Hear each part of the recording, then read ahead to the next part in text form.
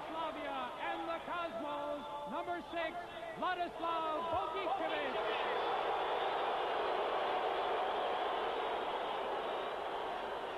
From England, number 8, Kevin Keegan.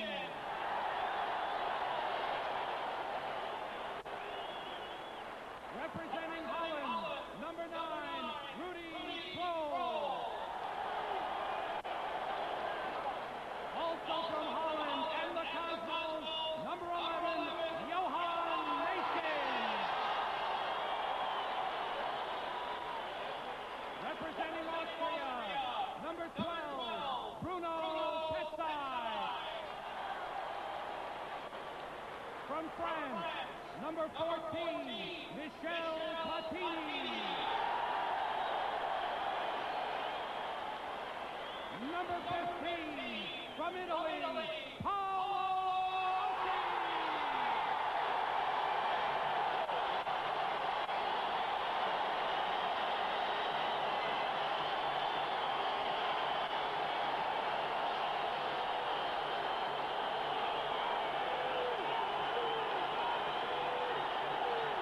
From Yugoslavia, number 18, Nenad Stojkovic. Representing Italy, number 19, Marco Tardelli.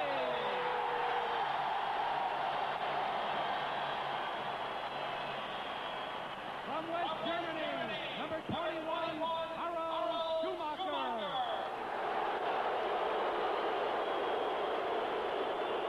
And from Italy, number 22, Tino Zoff.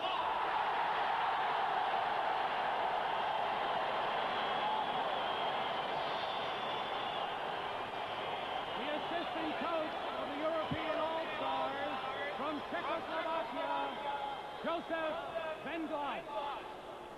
The coach of the European All-Stars from West Germany, Jupp Derwall. And the playing captain of Europe from West Germany, number 2, Franz Beckenbauer.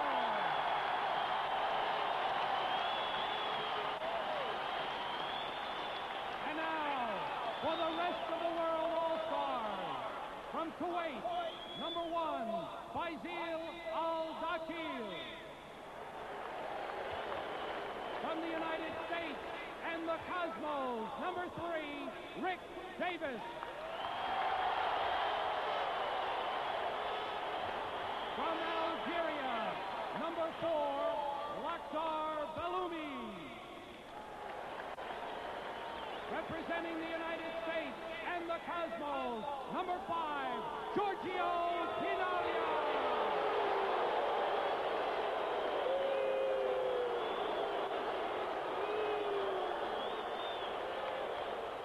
From Peru, number 6, Jaime Duarte.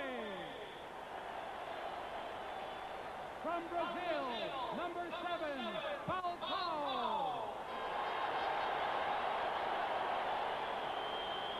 From Honduras, number 8, Roberto Figueroa.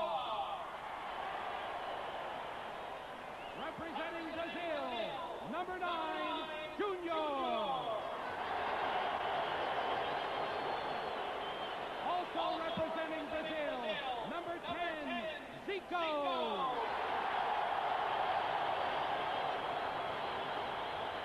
From Japan, number 12, Yasuhiko Okudera.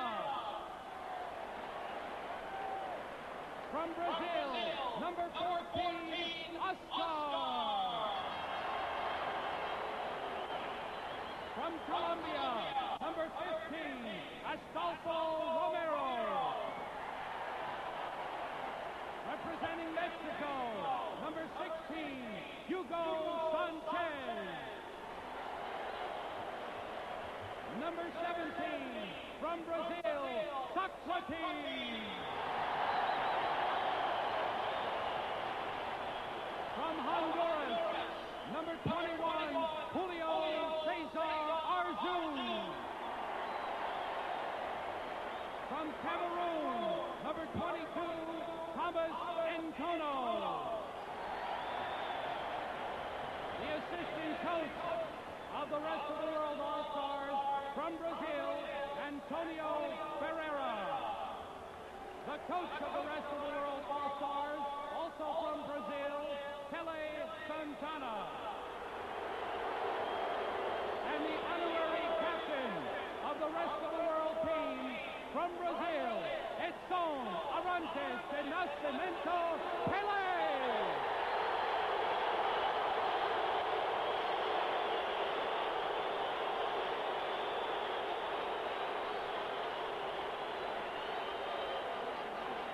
The FIFA officials for tonight's game, all from the United States, the referee, David Socha, the linesman, Toros Kibrichian, and Tino DiPolito, and the fourth official, Howard Kohlpfeifer.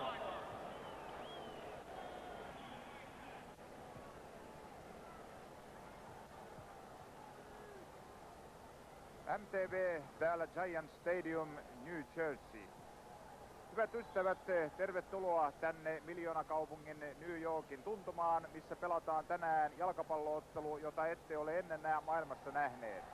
Kyseessä on maailman nuorison hyväksi pelattava jalkapalloottelu. Tämän tulot menevät lyhentämättömänä Yhdistyneiden kansakuntien lastenrahaston kehitysmaiden avuksi, auttamiseksi. Ja mukana tässä ottelussa ovat yhdellä kertaa lähes maailman kaikki tämän hetken parhaat jalkapalloilijat. Vastakkain on Euroopan joukkue ja muu maailma. Eurooppa pelaa tänään valkoisessa peliasussa, muun maailman joukkueen peliväri on vihreä. Ja pitemmittä puheitta sitten tällä kerralla Euroopan joukkueen kokoonpanoon, missä numerot on annettu aakkosjärjestyksessä siten, että pienimmän numeron eli ykkösen on saanut Italian Giancarlo Antonioni, joka onkin avauksessa, mutta ehkäpä on parempi ottaa tuo kokoonpano aivan perinteisesti, että maalivahti ensin ja sitten kenttäpelaajiin. Euroopan joukkueen maalissa kukapa muu kuin Italian maailmanmestari Dino Cioffi. Hänen pelinumeronsa tänään on 22. Ja sitten Euroopan joukkueen puolustuksessa numero 1 Marco Tardelli, Italia, 9 Ruud Krol, Hollanti, tai pitäisikö nyt sanoa sitten Italia, sillä hän tällä hetkellä pelaa Italiassa Napolin joukkueessa. Bruno Pezzai, numero 12, kotimaahan on alun pitäen ja edelleenkin Itävalta, joskin tällä hetkellä hän pelaa Saksan liitotasavallassa Eintracht Frankfurtin joukkueessa. Ja numero 18 on Jugoslavian Nedad Stojkovic. Sitten keskikenttäpelaajina on numero 2 Franz Beckenbauer, joka on myös Euroopan joukkueen kapteeni. Keisari Francis. Ja sitten siellä keskikentällä pitäisi olla numero 5 Portugalin Humberto Coelho. Ja sitten numero 1 Italian Giancarlo Antonioni. Ja Eurooppa heti tässä on ottanut ohjat käsinsä, kuten ehkä odottaa saattaakin, sillä Eurooppa tässä ehdottomasti on etukäteissuosikkina. Mutta vielä noihin kokoonpanoihin Euroopan joukkueen kärkipelaajina ovat numero 4 Zbigniew Boniek, Puola. Hänkin on sittemmin hiljattain siirtynyt MM-kilpailujen jälkeen Italian leipiin Juventuksen joukkueeseen. Ja 2 muuta kärkimiestä tuolla, kukapa muu kuin täällä valtavan suosion saanut italialainen Paolo Rossi. Hänen numeronsa on 15 ja kun joukkueet tulivat kentälle, niin tuntui siltä, ettei täällä ketään muita ollutkaan kuin italialaisia. Ja italialaisiahan on New Yorkin miljoonakaupungissa todella satoja tuhansia. Ja minä uskon, että kaikki, jotka kynnelle ovat kykeneet, ovat tänään täällä kannustamassa maan miehiään. Ja sitten on Euroopan joukkueen kärjessä myöskin Neuvostoliiton piskuinen ja nopea numero 3 Oleg Blochen. Muun maailman joukkueen kokoonpano. Maalissa on ihme maalivahti Thomas Nkomo, kotimaa Kamerun. Häntä emme MM-jalkapallon aikana nähneet kotimaisissa kuvaruuduissamme, mutta nyt meillä on sitten puolitoista tuntia aikaa tarkastella tämän maalivahdin työskentelyä. Ja muun maailman joukkueen puolustuksessa numero 6 Jaime Duarte, Peru. Numero 4 ja numero 14 Oscar, Brasilia. Numero 15 Astolfo Romero, Kolumbia. Ja numero 9, hänhän on Brasilian Junior. Ja keskikenttämiehinä sitten numero 7 Falcao, Brasilia. 17 Socrates, Brasilia. Ja 10 Chico, Brasilia. Siis Brasilian keskikenttätrio. Ja kärkimiehinä 4 Lakhdar Belloumi, Algeria. Numero 5 Giorgio Ginalia, Italia, tai pitäisikö sanoa USA, joka myöskin täällä ennen peliä suoritussa esittelyssä sai valtavan suosion tältä loppuun myydyltä stadionin yleisöltä. Ja vielä 3. mies muun maailman joukkueen kärjessä, hän on Meksikon Hugo Sanchez. Ja kukapa muu kuin Paolo Rossi siellä, Rossi Beckenbauer. Ja tämän ottelun erotuomarina on amerikkalainen David Sokka, 44-vuotias jalkapalloerotuomari, ja rajamiehinä ovat amerikkalaiset hekin.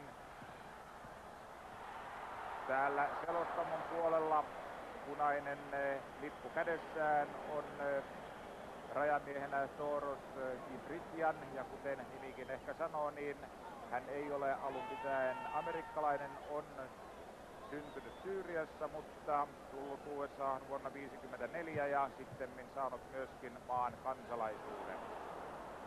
Ja toisena rajamiehenä keltainen lippu kourassaan tuolla selostamoja vastapäätä on Gino Ippolito, ja kuten nimikin sanoo, niin mies on alun pitäen Italiasta, mutta on sitten hänkin saanut USA:n kansalaisuuden. Ja näin on ottelun ensimmäistä puoliaikaa nyt kun nuo tärkeimmät asiat, eli kokoonpanot ja ottelutuomarit on saatu tässä luetelluksi, kulunut jo hieman yli 5 minuuttia. Ja pelin tilanne on edelleenkin 0-0. Euroopalla tässä on selvästi ollut pieni alkuote käsissään tai hallussaan, jaloissaan kai paremminkin pitäisi sanoa, kun on puhe jalkapallosta.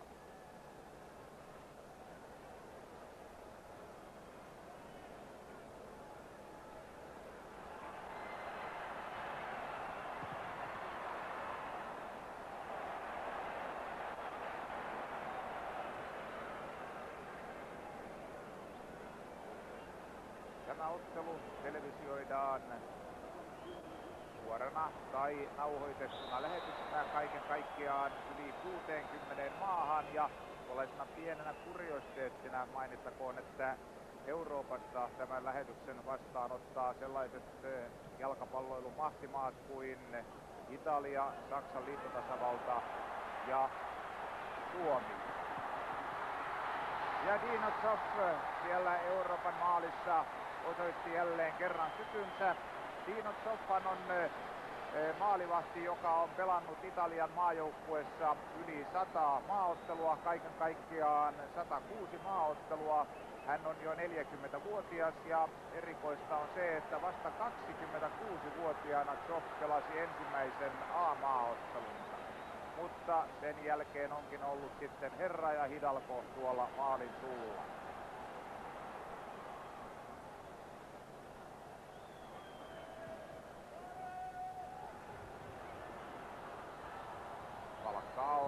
7 muun maailman joukkueessa.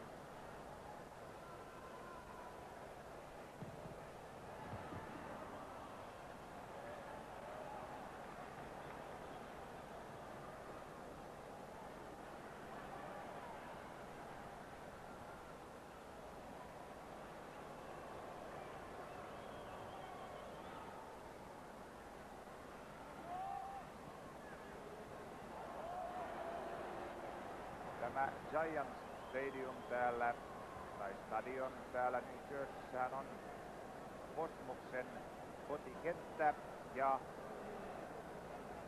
katselijoita on tänään täysi huone, kaiken kaikkiaan 79 000. Ottelu on ollut jo hyvän tovin loppuun myyty.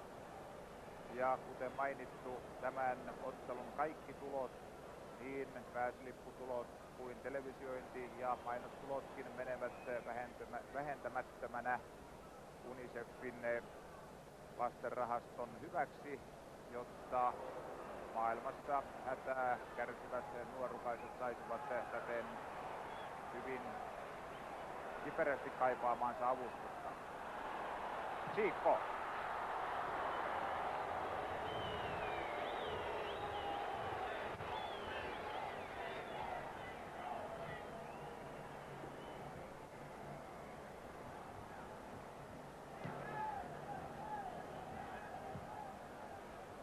Valitettavasti muun maailman joukkue ei yrityksistä huolimatta saanut mukaan lainkaan argentiinalaisia pelaajia. Ardiles oli tulossa tänne vielä muutama päivä sitten, mutta eipä vain hänkään ole täällä paikalla. Ennen kaikkeahan täältä tietenkin kaivattiin ja kaivataan, se täytyy sanoa, kohuttua tähteä Diego Maradonaa, mutta näin ainakin väitetään, ettei hänen nykyinen seuransa Barcelona antanut tälle hankkimalleen tähdelle pelilupaa. Menee ja tiedä, onko tuo sitten ainoastaan tekosyy vai onko tässä sitten jotain muutakin syytä takana, ettei Diego Maradona ole täällä paikalla.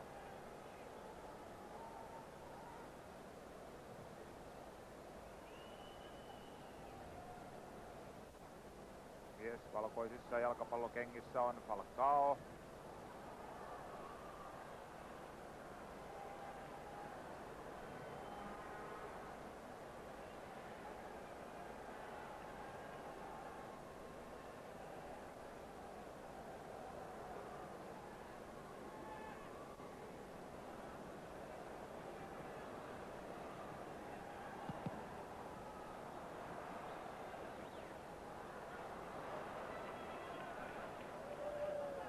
Kaiken kaikkiaanhan tämä on nyt jo 3. UNICEFin järjestelyissä, tai UNICEF on siis mukana totta kai näissä hyväntekeväisyysotteluissa. Tämä on kaiken kaikkiaan järjestyksessään 3. jalkapallon hyväntekeväisyysottelu, mutta aikaisemmat ottelut niissä ei tällainen tähtikatras ollut kentällä kuin mitä tällä hetkellä on. Ensimmäinen ottelu pelattiin aikanaan Saksan liittotasavallassa ja sitten toinen Espanjassa. Lohken.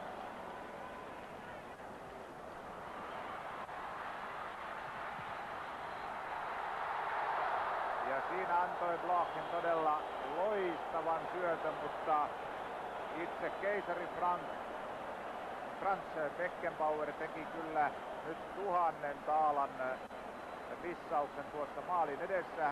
Olisi nyt olettanut, että hän kyllä olisi pystynyt tuosta äskeisestä tilanteesta toimittamaan tuon pallon maaliin.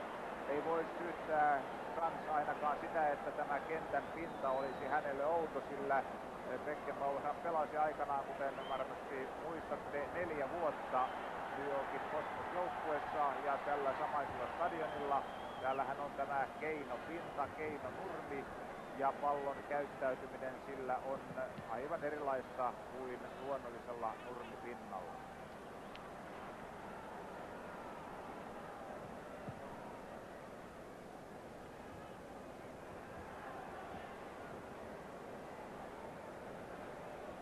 Kelumi.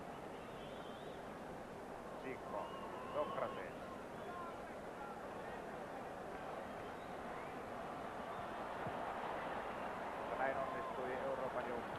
ratkaisemaan. Lohkin on vetäytynyt tällä hetkellä hän on juuri tuossa keskikentällä, mutta hetki sitten oli täällä vasemmassa laidassa. Bauer, joka aikanaan esitteli lähes erehtymätöntä, tai aikanaan se oli täysin erehtymätöntä hänen syöttötyöskentelynsä. Nimenomaan oli kuullut noista millimetrin tarkoista syötöistään ja saattoi mennä saattoi tapahtua sellaistakin, ettei yhden ottelun aikana hän antanut yhtään harhasyöttöä.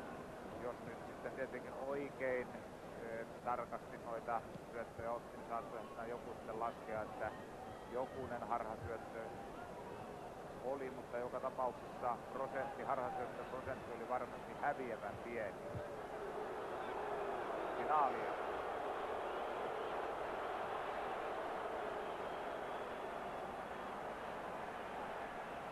Bonnier.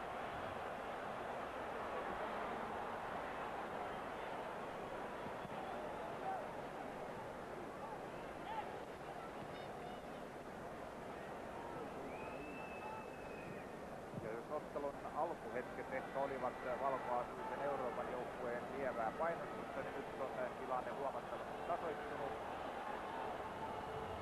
Ja myöskin vihreäasuinen maailman joukkue tekee erittäin hienoja hyökkäyksiä, kuten yritti siinäkin rakentaa. Joka hyökkäys päättyi sitten juniorin laukaukseen, mutta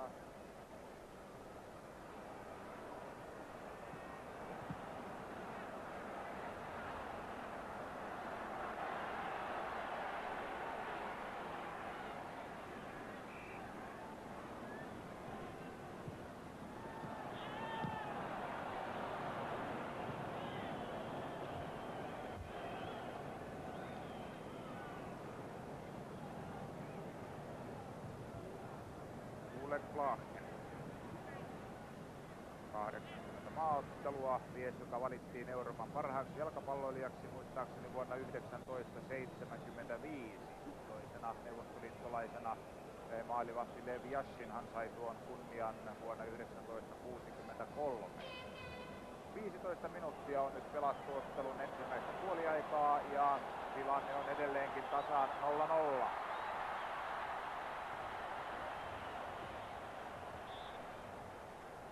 Ei tule kulmapotkua.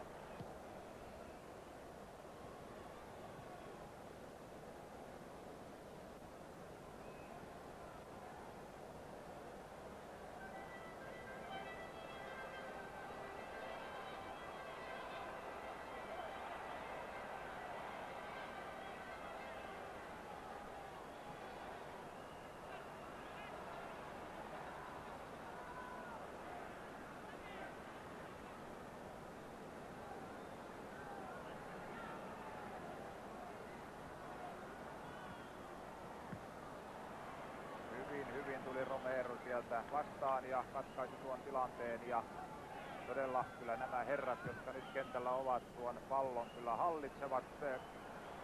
Kun katselee näitä henkilökohtaisia taitonäytteitä, niin ei voi muuta kuin ihailla.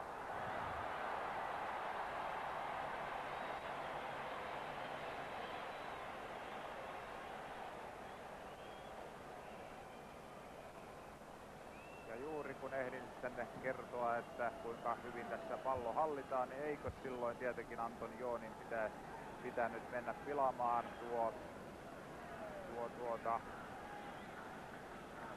kehumistilanne ja antoi siinä sitten melko helposta paikasta täydellisen harhasyötön.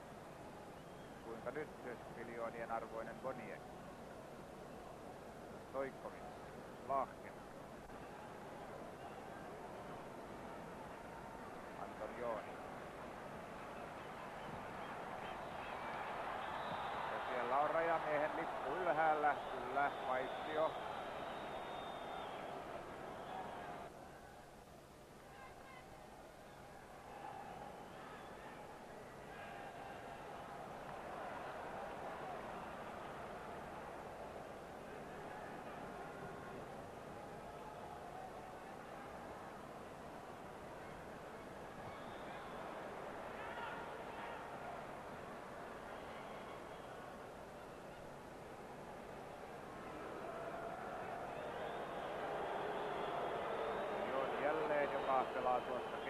kentällä. Sitten Tardelli, Beckenbauer. Onnistunut Beckenbauer syötössään. Naglia. Junior. Jättää hyvin taakse Falcaolle. Zico. Lumi.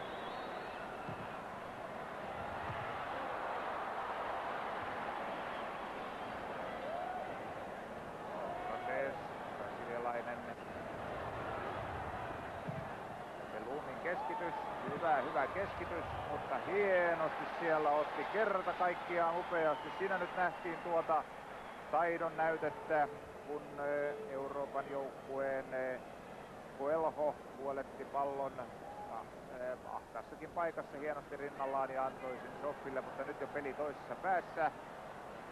Mutta muun maailman joukkueen puolustus tai keskikenttä onnistui kuitenkin tuon Euroopan tilanteen katkaisemaan ja niin lähtee kehittelemään omaan hyökkäystään. Falcao, Lumi täällä oikeassa laidassa, jälleen tulee tuo samainen keskitys ja jälleen sama mies kuin aikaisemminkin onnistui katkaisemaan. Kerta kaikkiaan erinomaisen korkealle nousee Coelho. Lohkin.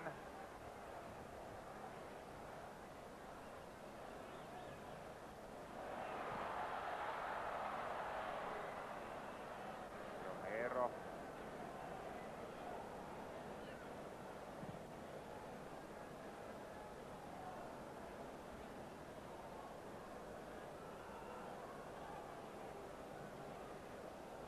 Hieno puolenvaihto tänne toiselle puolelle.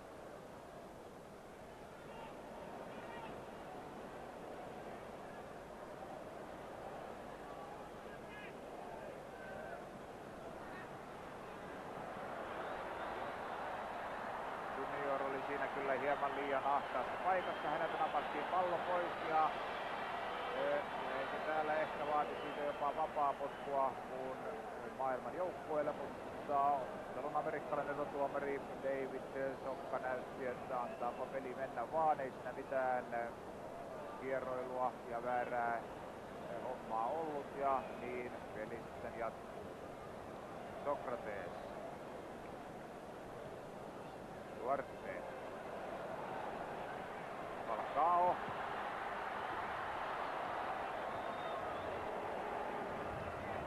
Ehkä tuo Falcaon laukaus, vaikka se vaikutti, kovinkaan suurta hätää ollut ottaa tuo pallo haltuun.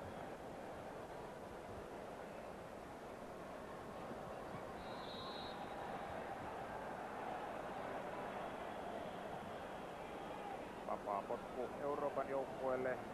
Nyt ottelun ensimmäistä puoliaikaa on tällä hetkellä pelattu hieman vajaat 22 minuuttia ja tilanne on edelleenkin 0-0.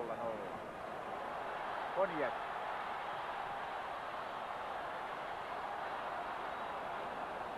Siinä oli Euroopalla todella hyvin vaarallinen tilanne. Ehkäpä tuon Beckenbauerin missaaman tilanteen jälkeen toiseksi vaarallisin, mutta eipä siitäkään mitään tullut. Junior.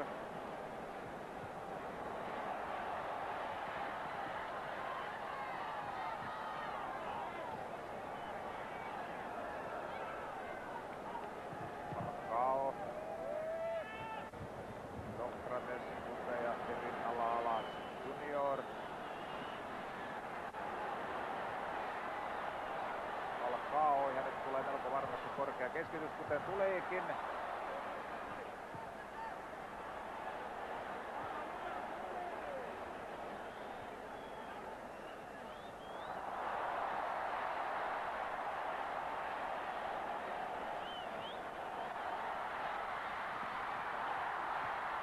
Falcao. Ehdottomasti vaarallisin paikka, mikä tässä ottelussa on muun maailman joukkueella ollut. Duarte antoi hyvän syötön taaksepäin Falcaolle. Tämä laukaus osui sitten eurooppalaisjoukkueen puolustukseen. Siitä meni pallo kulmuriksi, joka on jo annettu.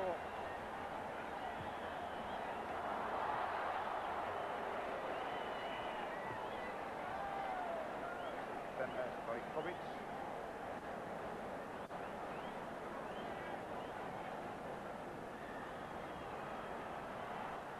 Laskin.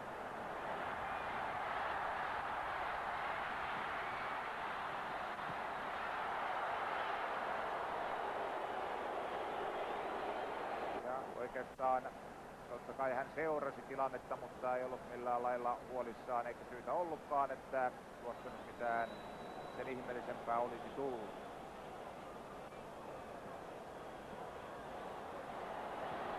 Sokrates.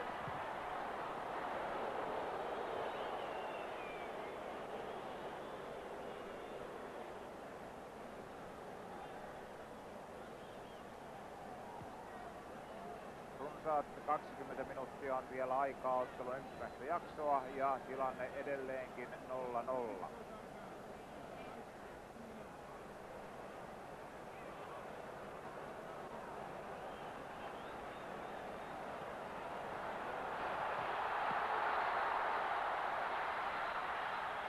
Kyllä Thomas.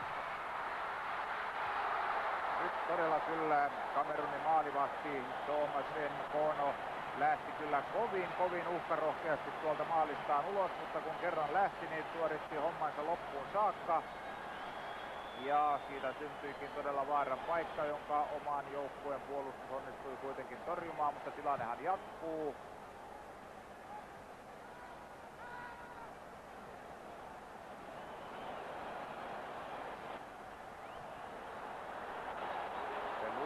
Algerian Belumi.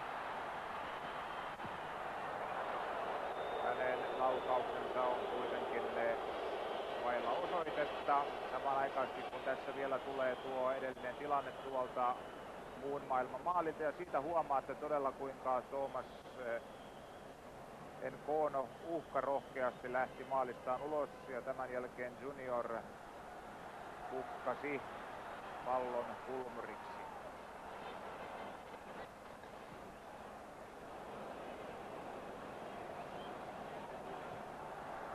Laskin. Hänen syöttönsä katkaistaan siinä. Katkaisijana oli muun maailman joukkueesta Oskar.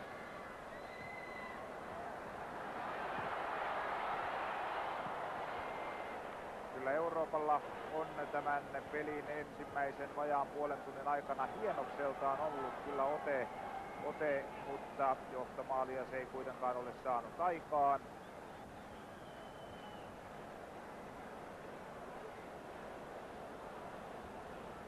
Joskin onhan muun maailman joukkueella myös ollut siinä muutama vaarallinen paikka. Mutta jos nyt työvoittoa pitäisi tässä vaiheessa antaa, sellaistahan ei jalkapallossa tunneta, kuten hyvin tiedätte, niin työvoiton perusteella kyllä voisi Euroopalle tässä yhden maalin antaa, mutta kun ei ole ollut tullakseen, niin ei.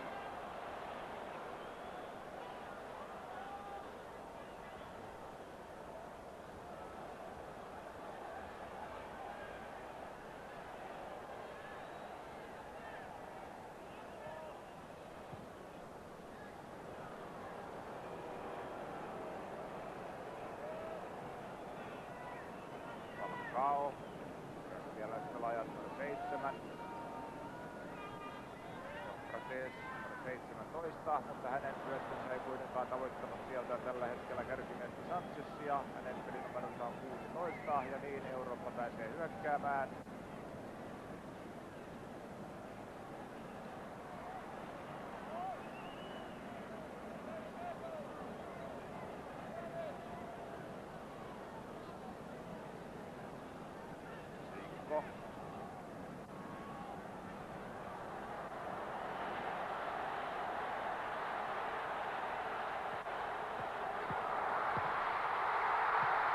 Ja sitten maali, sen viimeistelee Zico, numero 10. Ja näin on muu maailma siirtynyt ottelussa 1-0 johtoon, kun ottelun ensimmäistä puoliaikaa oli pelattu hieman yli 28 minuuttia. Ensin kärjessä Kinalia, George Kinalia järjestelee tilannetta, syöttää tuonne oikealta. Sieltä tuli kova laukaus, sen teki Sanchez ja Zoff ei onnistunut torjumaan tilanteen kuin puolittain. Ja sen jälkeen olikin Chicolla sitten helppo tilaisuus viedä muu maailma 1-0 johtoon, kun ottelun ensimmäistä puoliaikaa oli todella pelattu hieman vajaat 20 tai noin 28 minuuttia. Juuri kun olin ehtinyt kertoa, että ehkä Eurooppa olisi ansainnut tässä vaiheessa työvoiton, eli johtomaalin, niin muun maailman joukkue tuo maalin teki. No, mikäpä siinä. Eihän tässä nyt niin kynsin hampain kiristetyin ryppyotsin pelata. Kyseessähän on enemmän tai vähemmän näytösottelu, jossa tietenkin on sen verran kunniakin kysymyksessä, että kun MM-jalkapalloilussa Eurooppa ehkä vastoin kaikkia ennakko-odotuksia otti 4 ensimmäistä sijaa, eli sai joukkueet mitaliotteluihin, niin nyt on sitten puolestaan muun maailman joukkueella tilaisuus ottaa revanssi Euroopan tähtisikermästä.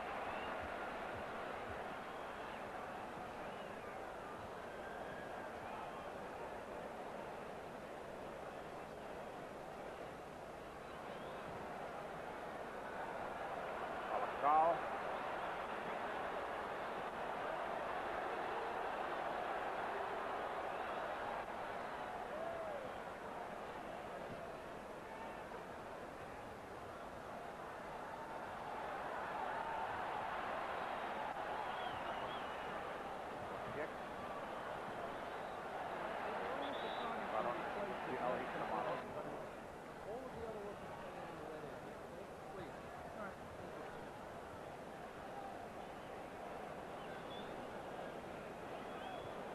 Sai numero 12.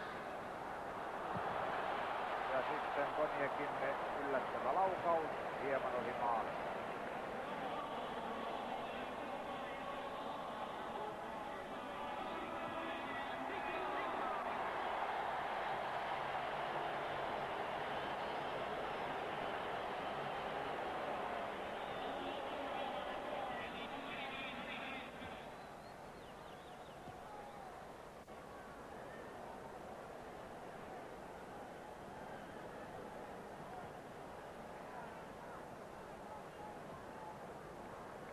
Jälleen Konjek, joka tuntuu tekevän kovasti töitä Euroopan joukkueessa.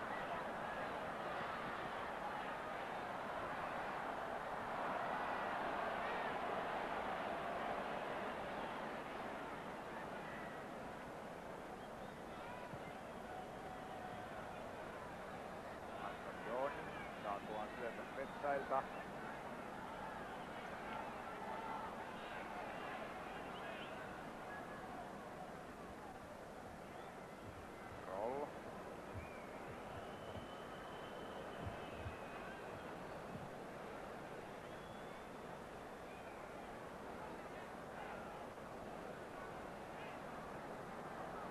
Paahtinen ei kuitenkaan tavoittanut tuota Konjekin syöttöä. Beckenbauer. Stojkovic. Beckenbauer uudelleen.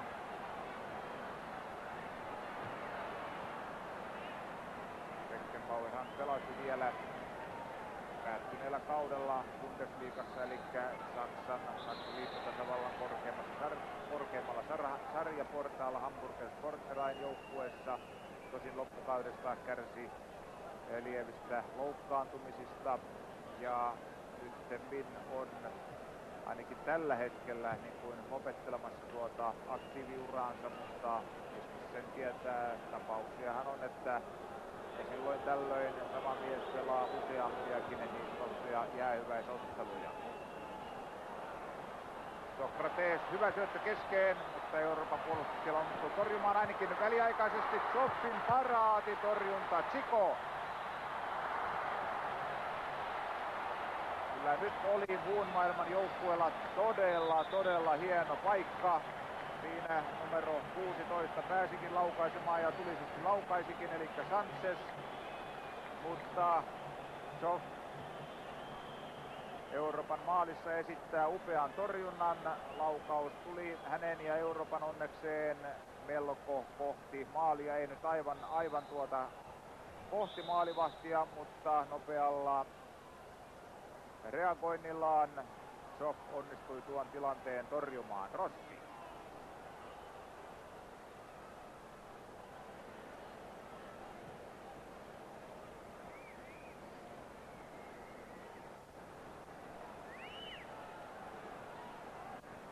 Antonioni. Beckenbauer.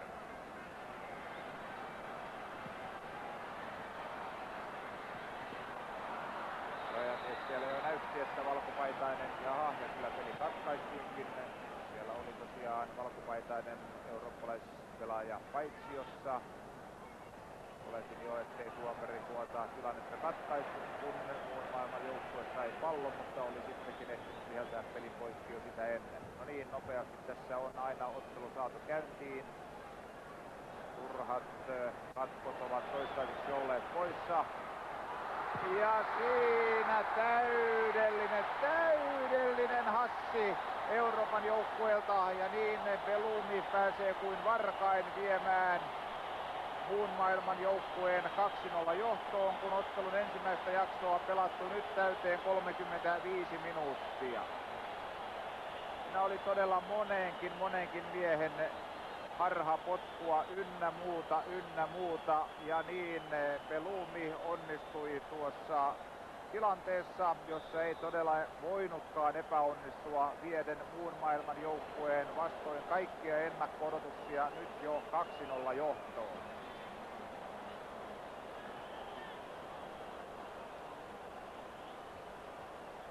Tässä vielä joku aika sitten ennen ottelua täällä yksi ja toinen oli epätietoinen siitä, että mitäkä tapahtuu, mikäli ottelu olisi tasan varsinaisen peliajan jälkeen. Nimittäin Sitkiä Suhus täällä kertoivat, että tällöin pelattaisiin ensin jatkoaika, normaali 2 kertaa 15 minuuttia jatkoaika, ja mikäli peli vielä senkin jälkeen olisi tasan, niin sitten suoritettaisiin rangaistuskotkikilpailu voittajan selville saamiseksi.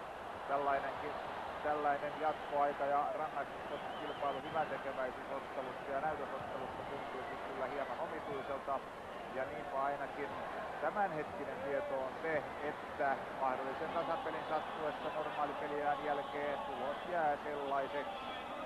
No niin, tällä hetkellähän tuosta ei tarvitse kantaa huolta, nyt kun muu maailma johtaa ottelua 2-0.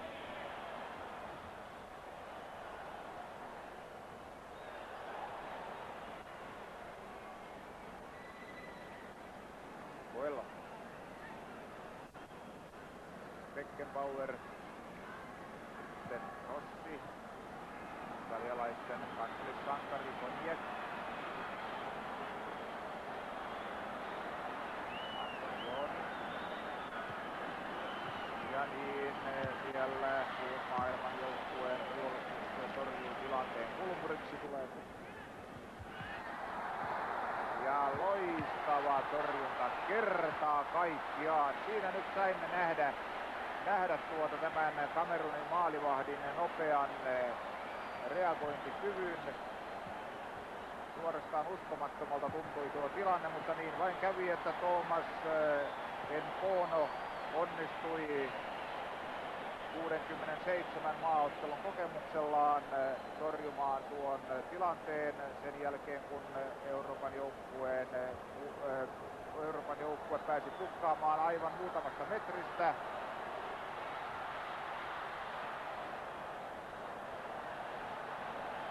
Etteivät puheet hänen hämmästyttävästä taidoistaan ole turhia.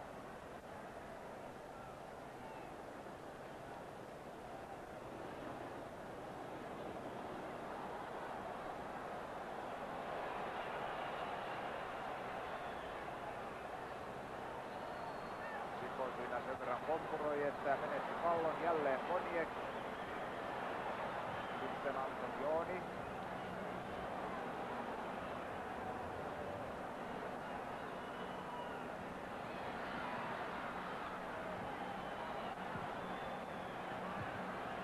Kyllä juttu on niin, että vaikka Eurooppa tuo tuota palloa tuonne muun maailman joukkueen puolustusta kohdin melko hyvin, niin jossain vaiheessa siinä tulee sitten sormi suuhun Euroopan joukkueelle, eli hidastellaan kovin paljon eikä päästä nopeilla syötöillä laukaisupaikkoihin. Tuo muun maailman joukkueen puolustus, joka koostuu pääasiassa näistä brasilialaisista jalkapallotaitureista, on kyllä osoittautunut hyvin vaikeasti läpäistäväksi, oikeastaan ainakin numeroiden valossa toistaiseksi mahdottomaksi läpäistä.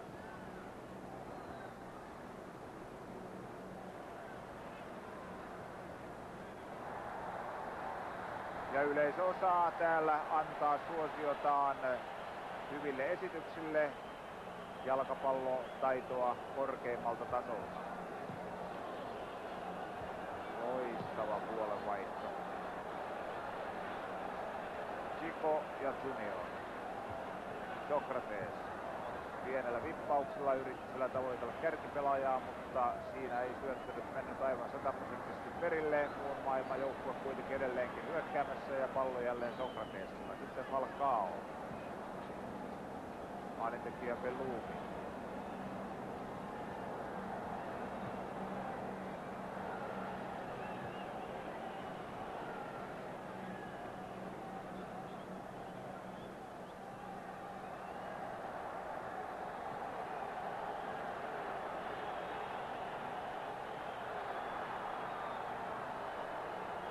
Petsain jalasta pallo yli päätyrajaan, tulee kulmapotku oikealta puolelta. Ensimmäistä peliaikaa on jäljellä enää hieman yli 4 minuuttia. 41 minuuttia tulee täyteen ja siinä tukevatekoinen hieman tuollainen kulmikas Giorgio Chinalia, joka pelaa Kosmoksen joukkueessa.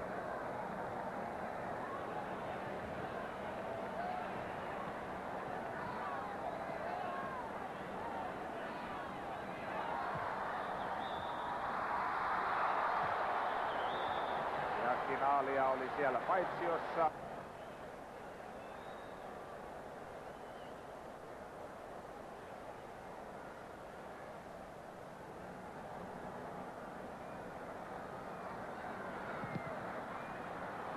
Tämä ottelu pelataan täällä New Jerseyssä, mutta näin ei kyllä ole, johtuen siitä, että niin kuin jo heti kohta pelin alussa sanoin, niin uskoisin, että tämän 80 000 yleisön valtaosa on, jos se on aivan italialaisia, niin ainakin italialaista syntyperää olevia, ja totta kai heidän sympatiansa ovat Euroopan joukkueen puolella. Kiitos italialaisten ja ennen kaikkea sen, että Italia voitti maailman mestaruuden. Ja näin on ymmärrettävissä sekin, että juuri hetki sitten, jokin aika sitten, hän kuului pieniä vihellyksen poikasiakin, kun ehkäpä yleisön mielestä Euroopan joukkue antaa muun maailman joukkueelle liikaakin pelitilaa tuossa jopa oman maalinsa lähituntumassa. Falcao.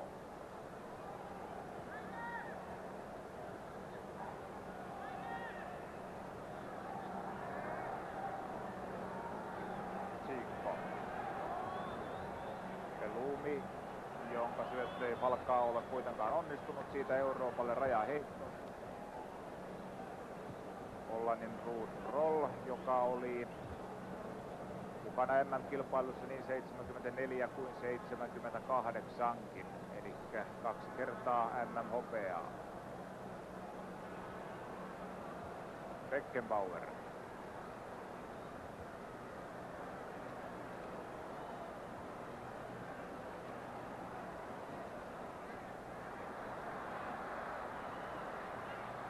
Rossi. Koniek.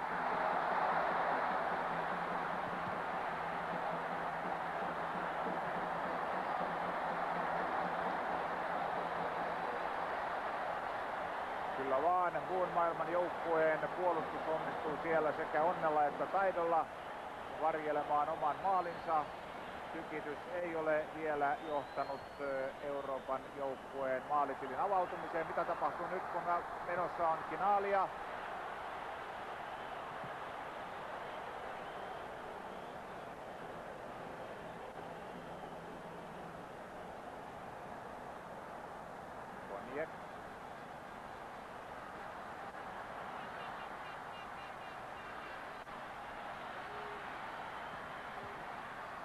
Ja jälleen Junior, moneskohan kerta tämä mahtaa jo ollakaan, kun Junior pukkaa pallon yli päätyrajan. Hän on siinä hyvin ollut katkaisemassa näitä eurooppalaisia.